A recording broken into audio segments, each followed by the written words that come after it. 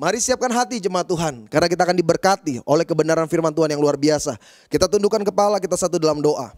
Terima kasih Tuhan untuk kesempatan pada hari ini 5 Juli 2020. Sebentar hamba-Mu akan menyampaikan sesuatu bagi umat-Mu, maka berbicaralah bagi setiap kami pribadi lepas pribadi. Umat-Mu tidak butuh nasihat dari manusia, mereka tidak butuh kata-kata kekuatan manusia, mereka butuh isi hati Tuhan. Sehingga apa yang mereka dengar hari ini dalam ibadah live streaming, benar-benar firman itu berakar, bertumbuh, berbuah, menjadi berkat kehidupan dalam kehidupan kami pribadi lepas pribadi. Hamba arahkan tangan hamba kepada layar ini Tuhan. Dimanapun mereka menyaksikan, baik melalui smartphone atau melalui televisi, Tuhan memberkati hidup mereka. Yang terikat dilepaskan, yang bersusah dihiburkan, bahkan yang sakit terima kesembuhan mujizat Tuhan. Kami siap dengar firman-Mu di dalam nama Bapa, Putra, Roh Kudus. Haleluya, puji Tuhan. Bersama-sama jemaat Tuhan katakan amin. Puji Tuhan.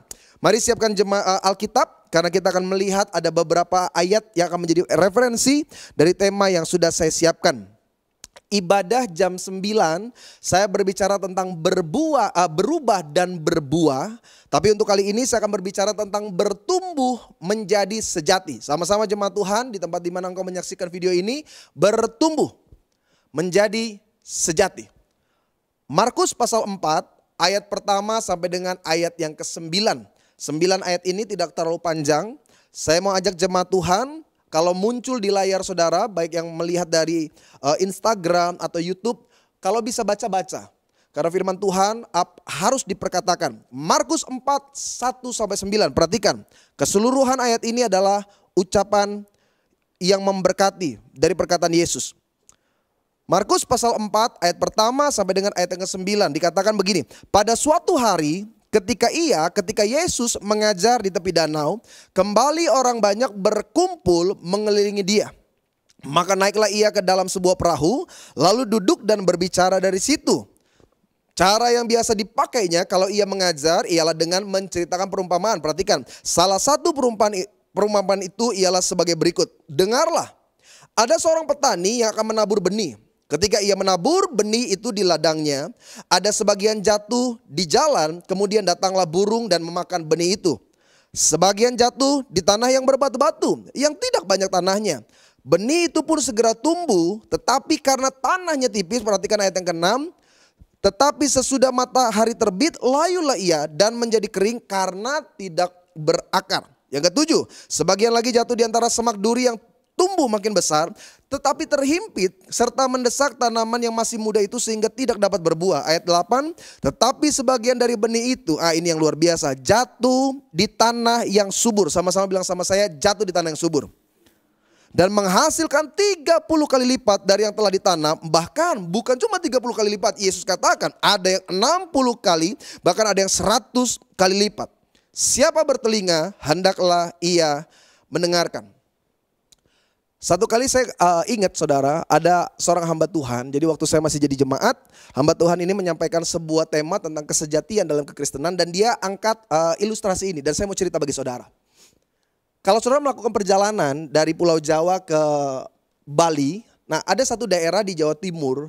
Di sepanjang jalan itu kanan dan kirinya itu seluruhnya itu hutan jati.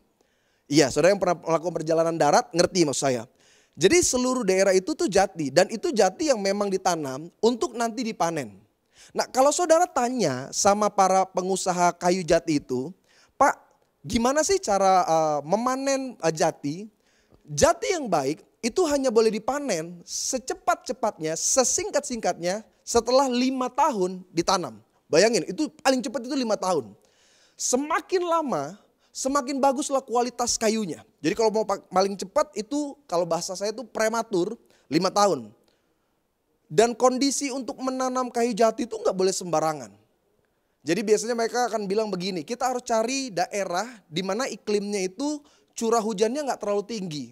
Karena semakin banyak kandungan air yang diserap, maka bentuk pokok dari pohon jati ini itu nggak terlalu keras, nggak terlalu bagus. Jadi tempat yang lahannya agak kering, agak sedikit tandus, itu bagus justru untuk pertumbuhannya. Dan kalau jati ini mulai bercarang, itu harus dipotong, diluruskan sehingga nanti dia terus naik ke atas hanya satu arah. Itu kalau jati. Makanya jati sekali panen kan nilainya mahal, mahal sekali. Beda sama jagung. Jagung nggak perlu tunggu tahunan. 3 bulan saja ditanam, bisa dipanen. Ya kan? Makanya harga jati dengan harga jagung beda, mana lebih mahal. Jati kan, jati bisa jauh lebih mahal nilainya jutaan dibanding cuma dengan sebuah jagung. Karena itu kekristenan mengajar kita, jadilah Kristen sejati, bukan jadi Kristen sejagung. Paham maksud saya? Karena begini saudara, saya yakin betul ketika kita menjadi orang percaya, beragama Kristen itu persoalan mudah. Tapi menjadi Kristen sejati, itu baru persoalan. Saya ulang sekali lagi. Beragama Kristen itu mudah. Tapi menjadi Kristen sejati, itu baru persoalan. Karena tidak mudah dalam kehidupan kita sebagai orang percaya. Kekristenan bukan hanya berbicara tentang tampilan, tapi perbuatan hidup. Nah, di jam 9 sudah saya sampaikan. Saudara yang belum menyaksikan, saudara bisa lihat nanti di channel YouTube GBHMJ. Saya jelaskan bahwa apa yang terlihat itu tidak selalu menjamin apa yang ada di dalamnya. Makanya orang-orang Kristen kalau cuma sekedar bagian atribut dari anting kita, kalung kita kelihatan salib, kendaraan kita dengan aksesoris rohani atau rumah kita kelihatan sekali Kristen, itu nggak menjamin kesejatian kita di dalam mengiring Tuhan. Ada jemaat bilang begini, tapi pendeta saya ini lahir dari keluarga Kristen. Orang tua saya, mama papa saya juga lahir dari keluarga Kristen. Dan saya mau tekankan dengan jelas, di mana engkau lahir tidak menjamin bahwa pengaruh itu memberikan dampak yang besar. Saya ambil contoh paling sederhana. Seorang anak lahir dari keluarga rampok, apakah dia pasti nanti jadi rampok? Belum tentu. Begitu juga dengan orang yang lahir dalam keluarga Kristen. Dia tidak menjamin status kekeluargaannya membuat dia menjadi seorang Kristen yang sejati. Makanya Tuhan memanggil saya dan saudara, Tuhan menyelamatkan kita dengan tujuan supaya kita punya hidup yang berbeda. Coba saudara lihat Yohanes pasal 15 ayat yang ke-19. Perhatikan ayat ini, saya akan baca. Sekiranya kamu dari dunia, Yesus bilang, sekiranya kamu dari dunia, tentulah dunia mengasihi kamu sebagai miliknya. Tetapi karena saya dan saudara, karena setiap kita yang menyaksikan live streaming ini bukan dari dunia, melainkan aku atau Yesus telah memilih kita dari dunia, sebab itulah dunia membenci kamu. Dengan demikian keberadaan kita harus berdampak. Hidup saya dan hidup saudara harus jadi kesaksian di mana orang melihat Yesus, orang mengenal Kristus bukan dari toko buku rohani, orang kenal Yesus justru melalui dari sikap, karakter, perkataan dan perbuatan kita. Kalau saudara pernah ingat, Paulus pernah bicara begini. Ketika aku kanak-kanak, buka ayatnya, perhatikan. 1 Korintus pasal 13, ayat yang ke-11. Saya ingin setiap kita benar-benar memahami konsep ini. Kenapa engkau harus bertumbuh menjadi Kristen yang sejati? 1 Korintus pasal 13 ayat yang 11. Saudara yang lihat ayat ini di layar, baca. Ketika aku kanak-kanak, aku berkata-kata seperti kanak-kanak. Aku merasa seperti kanak-kanak, aku berpikir seperti kanak-kanak. But now, sekarang sesudah aku menjadi dewasa, aku meninggalkan sifat kanak-kanak itu. Dari pernyataan Paulus di ayat ini kita belajar. Kristen sejati tidak berbicara engkau lahir dari keluarga apa. Saudara boleh bilang saya lahir dari keluarga Kristen pendeta. Papa saya seorang hamba Tuhan. Engkau boleh katakan opa juga pernah tua. Leluhurmu pernah bangun gereja. Tapi itu tidak menjamin engkau seorang Kristen yang sejati. Kristen yang sejati bukan berbicara tentang atribut. Tidak melihat dari aksesoris. Orang Kristen yang sejati adalah mereka yang percaya dan mengalami pertumbuhan. Untuk bertumbuh menjadi apa? Menjadi dewasa. Ada konsep di mana orang melihat kedewasaan itu hanya dari sudut pandang yang sederhana ya. Maksud saya begini, tidak sedikit orang berkata bahwa dewasa merupakan suatu proses yang akan dilewati oleh semua manusia secara alami. Jadi seakan-akan pernyataan ini mau bilang setiap manusia itu pasti jadi dewasa. Makanya buat kita di Indonesia, kita punya patokan melihat seorang anak menjadi dewasa di usia-usia tertentu. Biasanya usia berapa? Iya, 17 plus, 18, orang mulai dikategorikan sebagai dewasa. Tapi kalau saudara ke Jepang, orang Jepang itu menganggap seorang menjadi dewasa itu di umur 20. Nanti ada sebuah perayaan, saya lupa nama perayaannya. Tapi umur 20 baru seorang manusia dianggap menjadi dewasa. Tapi berbeda lagi dengan kebudayaan yang lain. Buat sebagian suku Amazon, seorang menjadi dewasa setelah dia bisa melewati sebuah ritual. Salah satu ritual yang paling terkenal kalau saudara suka nonton acara-acara seperti Discovery atau National Geographic. Ada satu suku di Amazon, seorang menjadi dewasa itu kalau dia sudah mengikuti ritual, nanti dia akan dimasukkan tangannya ke dalam satu sarung. Nah di dalam sarung itu tuh ada sengat semut peluru kalau nggak salah, itu banyak sekali. Nah setelah dimasukkan, tanpa ada obat perahan nyeri, dia harus ikut menari sepanjang malam. Kalau dia mulai meronta, kalau dia menangis, kalau dia nggak tahan sakit, dia nggak pernah jadi dewasa. Manusia coba membentuk sebuah pandangan tentang kedewasaan dengan caranya masing-masing. Tetapi apa yang Alkitab katakan tentang kedewasaan? Alkitab ajar dewasa tidak selalu dilihat dari usia seseorang. Orang seringkali berspekulasi gini, pendeta, tapi dia sudah bekerja loh. Dia pasti orang dewasa. Belum tentu. Tapi kayaknya dia sudah menikah. Pasti dia udah dewasa. Pertanyaan saya sederhana, apakah semua orang yang menikah sudah pasti dia punya sifat dewasa? Belum tentu. Dewasa tidak selalu terlihat dari uban kita. Karena dewasa adalah sebuah reaksi, sebuah sikap ketika ada rangsangan yang datang dalam hidup seseorang, apa sih yang akan dia buat dalam tindakannya? Itu kedewasaan, terlihat dari sikap, keputusan, dan tindakannya. Cara kita memandang, perspektif kita terhadap sesuatu itu menentukan kita dewasa atau tidak. Saya pernah bilang sama jemaat, tua belum tentu dewasa, tetapi muda juga mungkin saja dewasa. Karena kedewasaan terlihat dari tanggung jawabnya. Sejauh mana dia bisa menyelesaikan komitmennya. Ada banyak orang Kristen, setiap tahun kita ambil komitmen yang besar di hadapan Tuhan. Aku mau lebih sungguh-sungguh. Aku mau jadi suami yang lebih baik. Aku ingin jadi istri yang lebih baik. Aku mau iring Tuhan. Tapi seringkali komitmen tinggal komitmen. Kedewasaan kita terbukti justru ketika engkau bisa satu persatu. Apa yang kau perkatakan kepada Tuhan kita selesaikan. Makanya jemaat Tuhan yang terkasih, saya percaya betul gitu. Dalam hidup kita sebagai orang-orang Kristen, perubahan yang sejati itu bukan hanya ketika jasmani kita bertambah umur, tetapi ketika kematangan dalam berpikir, dalam mengambil keputusan. Apa yang Alkitab katakan tentang kedewasaan? Ada 2 poin yang saya sudah siapkan. Perhatikan baik Alkitab saudara, kita mulai masuk dalam poin dari tema bertumbuh menjadi sejati. Yang pertama, Lukas pasal 18 ayat yang ke-17. Yang pegang Alkitab, atau saudara bisa lihat layar di handphone atau TV saudara, Lukas 18 ayat 17. Bersama saya 1, 2, 3. Aku berkata kepadamu. Apa katanya? Sesungguhnya barang siapa tidak menyambut kerajaan Allah seperti seorang anak kecil, ia tidak akan masuk ke dalamnya. Saudara, ayat yang saya bawa ini adalah salah satu ayat yang sering kali mengundang kontroversi tentang pemahaman kedewasaan. Bukankah Paulus berkata, jadi dewasa itu ketika meninggalkan sifat kekanak-kanakan, perkataan kanak-kanak dan kelakuan kanak-kanak. Tetapi dalam konteks ini, Yesus mengajarkan hal yang sebaliknya. Yesus bilang, kalau engkau tidak menyambut kerajaan Allah seperti seorang anak kecil, ia tidak akan masuk ke dalamnya. Ini menarik. Apa hubungannya pendeta? Ketika kita menjadi dewasa, tapi Yesus katakan engkau harus seperti anak kecil.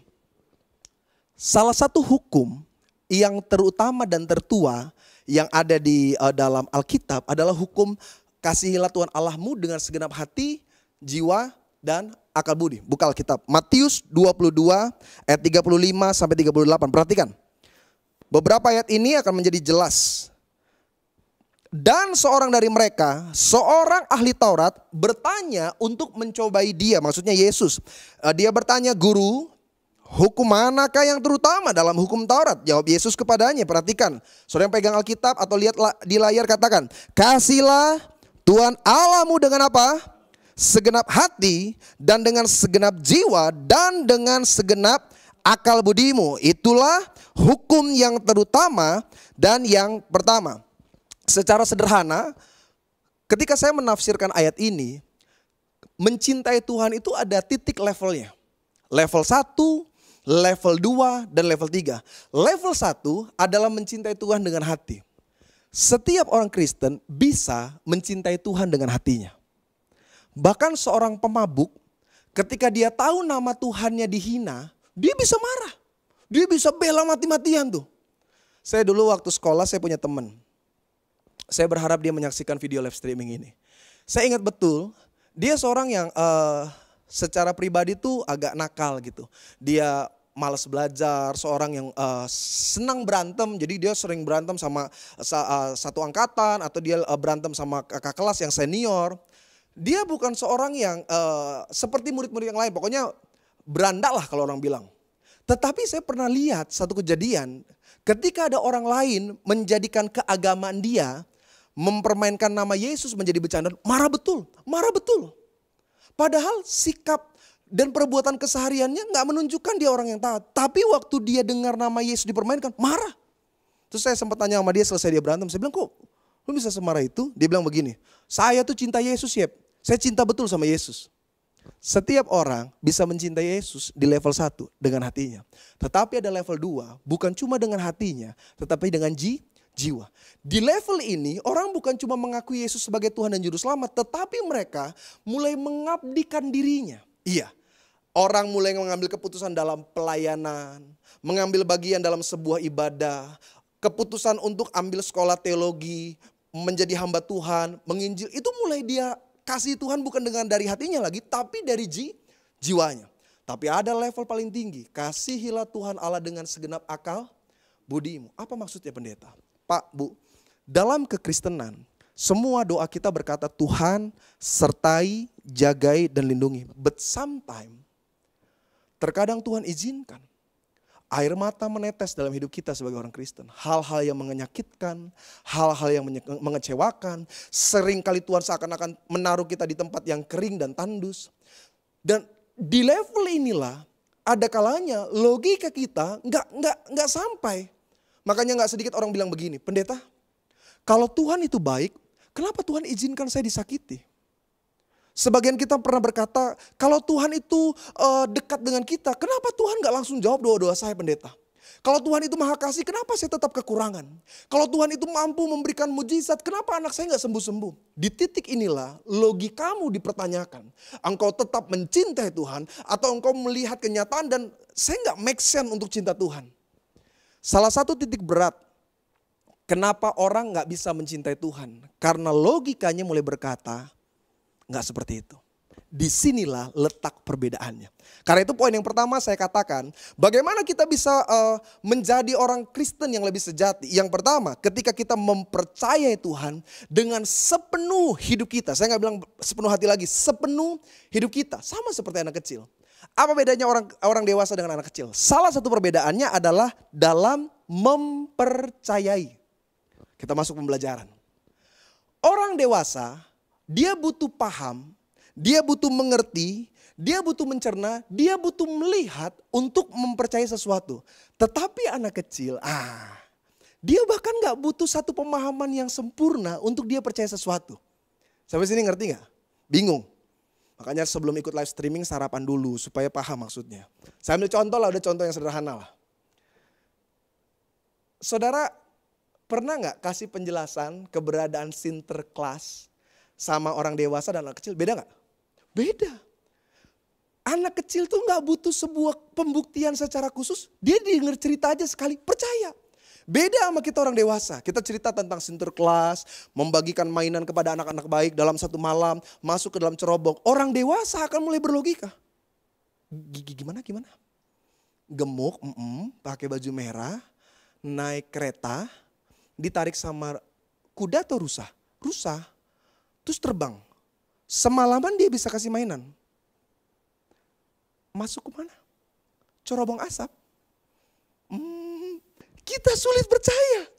Tapi anak kecil, waktu kita bilang ada Sinterklas, kasih mainan, dia mulai.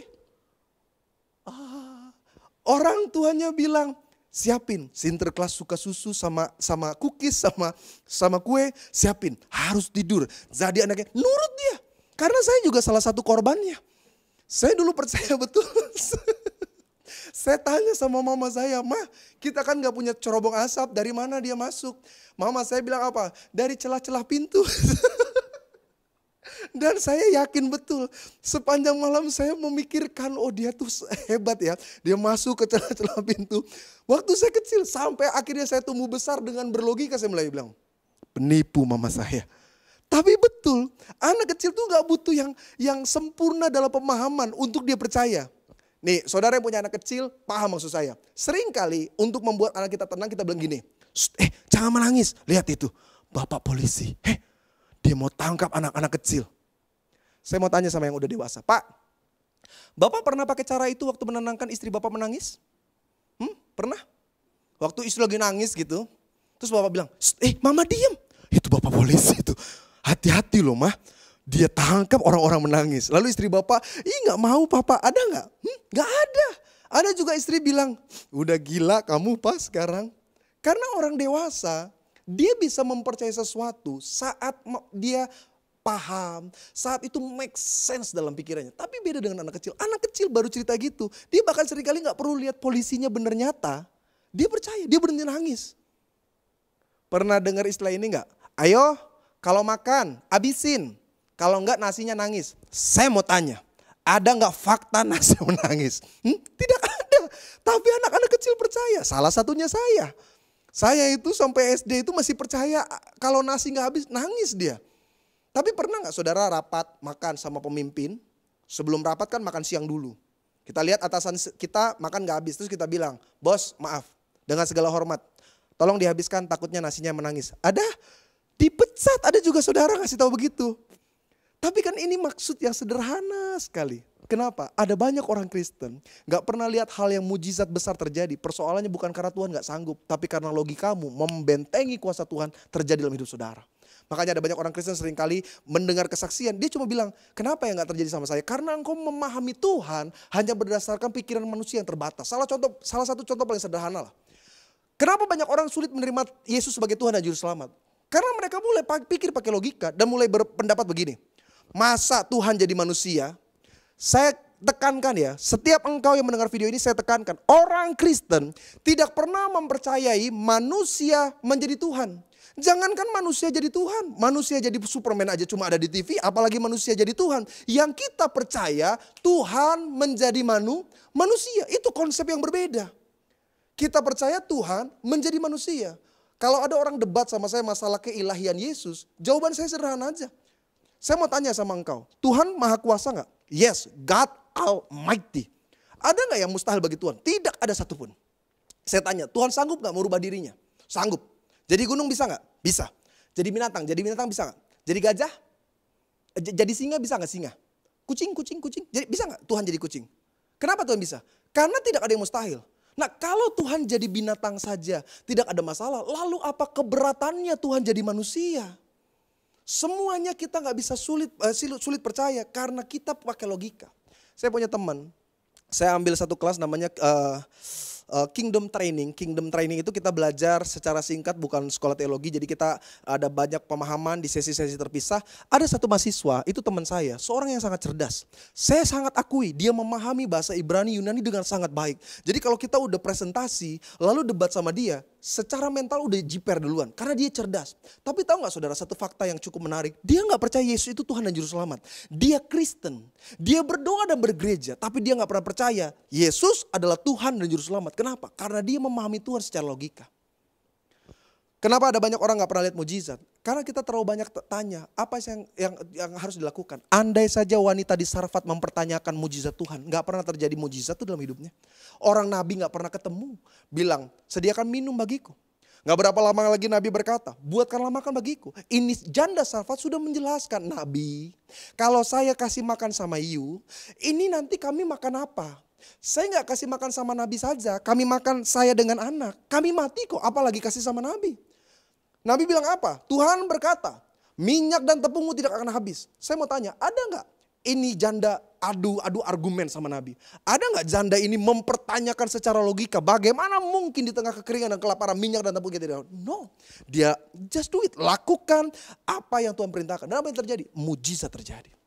Orang Kristen sejati adalah orang-orang yang mempercayai Tuhan dengan segenap hidupnya. Kita nih manusia seringkali lebih mudah mendengar yang buruk daripada mendengar yang baik. Saudara ikut pesta, punya baju kebaya. 100 pengunjung di pesta itu memuji baju kita. Bagus loh Jeng, cocok banget warnanya, bentuknya. Ini pasti pakai desainer mahal ya. Semua orang muji, cuma satu nih yang parabada, ya kan? Ini ibu bilang begini, gendut banget loh. Saya mau tanya, ketika engkau pulang dari pesta, mana yang engkau ingat di kepala? 100 orang memuji atau 1 orang menghina? Satu orang yang menghina itu direkam dalam pikiran kita. Sampai kita pulang gak ada damai sejahtera. Kita tirus-tirusin pipi. Pah, iya sayang, aku gendut ya. Darah Yesus mah berat kamu cuma 60 apalagi yang gemuk. Ya, tapi ibu itu bilang mama pakai kebaya ini, mama gemuk. Kan semua orang seneng lihat kamu pakai baju ini, bagus kamu cantik. Ya tapi katanya gemuk, mama mau mulai diet, apalagi yang mau didietin. Kita begitu. Tuhan udah bilang dia sanggup.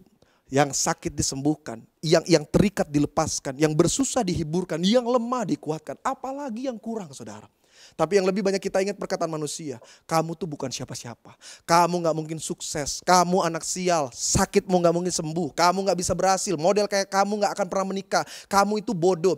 Hal-hal yang negatif yang terus kita reminder. Tapi saya mau katakan kepada setiap jemaat Tuhan. Pak, Bu, ayo ubah. Kekristenan kita menjadi lebih dewasa. Karena engkau percaya Tuhan tidak pernah mengecewakan orang-orang yang berharap padanya. Suami aja yang sering mengecewakan kita masih percaya kok Bu.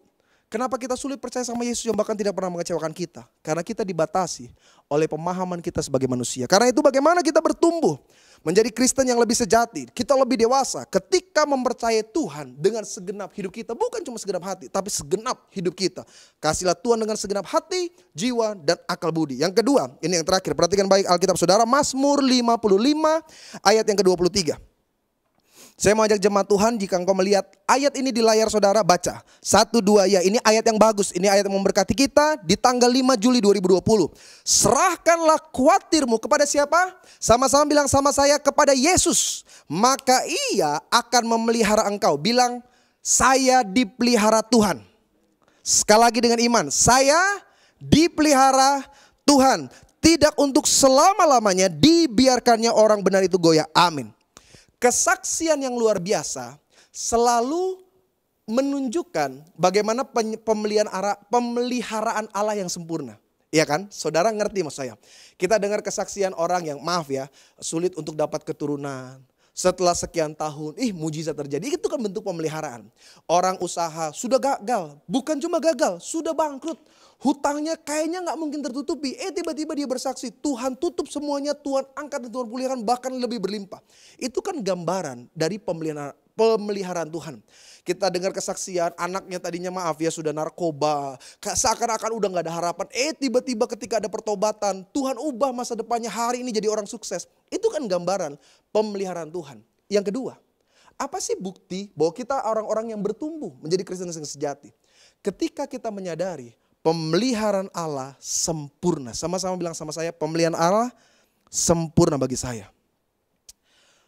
Sesungguhnya pembelajaran dalam hidup kita sebagai orang Kristen sejati adalah ketika kita yakin di mana kita melangkah, kita perlu Tuhan.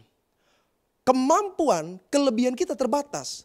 Apa yang kita miliki, apa yang kita punya, apa yang akan kita dapat, semua hanya datang dari Tuhan. Mazmur 127, ayat yang kedua. Ini ayat yang terkenal, ayat yang gak asing. Saya mau setiap engkau yang mungkin sedang mengalami masa-masa sukar, engkau yang sedang lemah, engkau yang sedang putus asa, engkau yang sedang diambang keadaan yang buruk, perkataan ayat ini. 1, 2, ya. Sia-sialah kamu bangun pagi-pagi dan duduk sampai jauh malam. Makan roti yang diperoleh dengan susah payah. Kenapa? Sebab ia memberikannya kepada siapa? Sama-sama bilang sama saya dicintai Tuhan. Kepada yang dicintainya pada waktu tidur. Saya mau cerita nih. Ada yang nonton ibadah live gembala kita? Pak Pendeta Elmianto pastilah nonton ya kan, semua lah pasti nonton. Tanggal 21 Juni 2020, jadi gembala tuh lagi khotbah sesuatu, isinya luar biasa lah, berkat, orang jadi lebih kuat. Tapi ada satu bagian yang selalu saya ingat dan ini menarik gitu. Ini menjadi alegori yang membuat kita bisa melihat penyertaan Tuhan. Kalau saudara yang ingat, satu kali dalam ibadah live, Pak Gembala cerita tentang tokek. Tahu nggak? Iya kan? Dia cerita tentang tokek. Jadi gini, di rumah gembala sidang, itu ada seekor tokek. Tahu tokek? Tokek itu kadal. Ya seperti cicak tapi besar. Itu tokek yang bunyinya tokek, makanya namanya tokek. Ya, ya karena dia ngomongnya tokek makanya namanya tokek. Jadi kalau saudara perhatikan Pak Gembala bilang begini. Itu tokek setiap hari berbunyi tokek, tokek. Nah dalam Kamus Besar Bahasa Indonesia kata tauke huruf kata tauke itu artinya majikan. Buat orang Chinese sebutan tauke itu artinya bos besar. Kalau saudara pernah ke daerah Belitung, ke Bangka, daerah sana. Nah orang kalau kerja di satu tempat biasanya panggil bosnya itu kata toke. Nah jadi Pak Gembala bilang begini, ini toke setiap hari ngomong toke, toke, toke, bos besar, bos besar, bos besar. Jadi Pak Gembala bilang itu seperti sedang mendoakan supaya Pak Gembala jadi bos besar. Jadi karena ini toke terus berbunyi every day, timbullah sayangnya Pak Gembala gitu sama nih toke. Dia mulai bilang begini, kasih itu toke jangkrik setiap hari. Jadi setiap hari toke itu berbunyi, setiap hari juga toke itu dikasih makan. Memang cerdas lah itu toke ya kan. Bayangin dari sekian banyak rumah kenapa lah dia pilih rumah Pak Gembala ya kan. Itu namanya pandai cerdas berprestasi ya itu toke itu. Jadi kata Pak Gembala, itu toke itu dikasih jangkrik bukan cuma satu. Setiap hari 10 jangkrik dikasih. Saudara kalau lihat khotbahnya itu waktu itu Pak Gembala sampai tunjukin fotonya ya kan. Saya kan tertarik dengar ceritanya, saya tanya, Pak itu bener. Pak Gembala kasih kirim foto-foto toke itu. Dan toke itu jadi gemuk. Dia Pak Gembala bilang dari kecil sampai menggemuk. Saudara ngerti nggak? Seekor binatang liar, kalau dia sampai tinggal di satu tempat dengan waktu yang lama, lalu menggemuk. Bahkan Pak Gembala bilang bukan cuma gemuk, dia bertelur. Artinya ada kenyamanan. Kenyamanan dari apa? Pemeliharaan. Itu toke selalu panggil toke bos besar. Bos besarnya kasih dia jangkrik. Andai saja itu toke diam di rumah saya, dia berteriak sampai lehernya putus juga gak ada jangkrik ya. Dia ngomong terus, Pak Gembala bilang, Yebi bertelur. Telurnya ada 8. Ya kan, wah itu dipelihara itu sampai ke telur-telurnya itu sama Pak Gembala. Pak Gembala kan kalau sudah sayang betul. Itu sesuai dengan firman, anak cucu orang benar tidak kekurangan minta-minta, itu toke itu. Saudara bisa bayangin gak? Kalau manusia saja bisa berbuat seperti itu, apalagi Bapa kita di sorga. Pemeliharaan Tuhan jauh lebih sempurna. Yesus pernah bilang, jika Bapamu di dunia yang jahat saja tahu memberi yang terbaik, apalagi Bapamu di sorga. Persoalannya kita sulit untuk mempercayai apa yang menjadi penyertaan Tuhan dalam hidup kita. Saya punya ipar. Ipar saya pelihara anjing. Ya, gonggong. Tahu ya anjing. Nih, dia lagi nonton juga nih live streaming ini. Jadi waktu satu kali kita main, ipar saya punya anjing. Anjing jenis corgi. Saudara kalau bingung nanti pulang searching aja jenis corgi. So tahu nggak itu anjing? Bukan cuma dikasih tinggal di dalam rumahnya. Disekolahin. Bisa bayangin nggak anjing disekolahin ya? Disekolahin, ada trainernya khusus. Itu kan sekolah anjing mahal. Mungkin lebih mahal dari sekolah negeri kali. Kan itu nggak sembarangan itu, dilatih biar supaya duduk, biar patuh, disekolahin. Bukan cuma itu. Itu anjing kalau di dalam rumah pakai pampers. Saya sakit hati betul waktu lihat pampersnya lebih mahal dari pampers anak saya. Kan pampers dulu mahal ya kan. Saya pikir-pikir dia pakai buat anjingnya. Pampers di dalam rumah anjing. Yang lebih saya sakit hati waktu saya masuk datang ke rumahnya itu saya lihat di dapur. Ada tuh anjing punya makanan, kan karung-karung itu kan. Dia pakai brand yang mahal lah, yang pokoknya bagus lah. Saya mau nyebut namanya kan, tapi kan kita kan nggak di endorse. Jadi saya tanya sama ipar saya, ini makanan anjing nih, kayak gini habis berapa lama? Ya paling sebulan, 1,5 bulan lah kak. Banyak amat yang ukuran 15 kilo itu, 20 kilo. Saya tanya dong harganya, ini berapa satu karung gini? Saudara tahu berapa? 5 juta. Darah Yesus, karung beras saya yang 20 kilo, nggak nyampe lu 1 juta.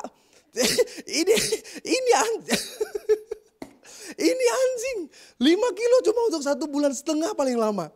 Tapi saya pikir-pikir, jika yang jahat saja tahu memberi yang baik, Yesus bilang apalagi Bapamu yang di sorga. Makanya jemaat keluarga besar GBHMJ, udahlah, kesejatian kita kepada Tuhan bukan karena pemahaman firman kita lebih pintar dari orang lain. Bukan karena kita punya pelayanan lebih banyak. No, kesejatian kita sebagai orang percaya. Yang pertama, ketika engkau mencintai dengan segenap hidupmu. Dan yang kedua, ketika engkau percaya pemeliharaan Allah sempurna. Sehingga orang bisa bilang, kamu gak nabung. Kamu gimana nanti, proyek kamu gimana? Kita tetap berkata, mau badai silih berganti, mau keadaan yang paling buruk menerpa kita. Tapi kita tetap yakin, Tuhan tidak pernah mempermalukan orang-orang yang percaya kepadanya. Makanya jemaat Tuhan yang terkasih, perhatikan Yeremia pasal yang ke-17 ayat yang ke-5 ini, ayat yang terakhir bagi kita di pertemuan kita kali ini. Jangan lupa jam 2 siang masih ada pendeta Richard Surinta. Beliau kalau Berfirman tuh pasti memberkati. Sukacita kita mengalir. Motivasinya luar biasa. Jadi jangan lupa jam 2. Bahkan minggu depan, nanti saya promo secara khusus untuk minggu depan. Yeremia 17 ayat yang kelima. Perhatikan Alkitab saudara. Ini ayat yang terakhir. Saya ingin setiap jemaat Tuhan taruh pemahaman yang kuat. Kenapa engkau harus percaya, menyadari pemeliharaan sempurna. Ayat 5 dari pasal 17 dari Yeremia. Beginilah firman Tuhan. Terkutuklah orang yang mengandalkan manusia, yang mengandalkan kekuatannya sendiri, dan yang hatinya menjauh daripada Tuhan. Orang kalau nggak percaya pemeliharaan Tuhan, dia mengandalkan kemampuannya. Dia mulai mengerjakan apapun di luar daripada penyertaan Tuhan. Maksudnya gini, jujur ya saya ngomong, kenapa sih kita seringkali lupa berdoa? Karena kita ngerasa ya saya bisa kok. Kan orang bilang, ya saya udah terlalu letih, saya udah capek, saya gak ada waktu. Kalau dia sadar pemeliharaan Tuhan, dia tahu apapun yang dikerjakan tanpa Tuhan gak akan jadi apa-apa. Kenapa orang Kristen gak mau baca Alkitab? Karena dia pikir, ya yang penting saya kerja aja. Dia lupa, berkat datang dari Tuhan. Sia-sialah engkau bangun pagi-pagi benar, duduk sampai larut malam. Makan roti dari kerja kerasmu, karena semuanya Allah sudah sediakan. Bagi orang yang dikasihnya bahkan dalam keadaan tidur. Berimanlah saudara. Saya ngerti sebagian engkau yang menyaksikan video ini, kita adalah masa-masa yang sukar. Masa-masa sepertinya gak ada jalan keluar. Tapi engkau jangan sampai lupa. Alkitab katakan Tuhan bisa kirim burung gagak untuk memberikan daging kepada nabinya. Tuhan bisa menyediakan apa yang mustahil menjadi mungkin. Hanya dengan 5 roti 2 ikan. Alkitab katakan sampai sisa 12 bakul. Kenapa? Tuhan sanggup menyertai saya dan menyertai saudara. Kita satu dalam doa. Bersyukur, berterima kasih Tuhan. Biarlah firman yang singkat dan sederhana ini menjadi rema yang baik di hati setiap kami. Berkati umat-Mu Tuhan. Engkau yang lebih mengenal dan memahami keadaan mereka. Engkau yang tahu tantangan, kesulitan, bahkan persoalan yang sedang mereka jalani. Tapi kami percaya Engkau Allah yang menggandeng tangan kami. Kami tidak perlu bertanya bagaimana nanti ke depannya. Karena kami yakin rancangan-Mu bukan kecelakaan. Rancangan-Mu damai sejahtera. Berkati setiap jemaat Tuhan yang menyaksikan video ini dimanapun mereka berada. Tuhan, hamba tidak menatap wajah mereka. Hamba tidak tahu beban persoalan apa yang mereka sedang hadapi. Tapi hamba harapkan tangan bagi mereka. Berikan penghiburan bagi mereka yang bersusah dalam nama Yesus. Berikan kekuatan, berikan iman pengharapan. Tuhan, angkat mereka naik. Dan kami percaya keadaan buruk kami hari ini akan diubah menjadi kesaksian yang luar biasa. Karena kelimpahan daripada kuasa Roh Kudus mengalir bagi setiap kami. Di dalam nama Bapa, Putra dan Kudus, diberkatilah kami yang mengerjakan. Amin.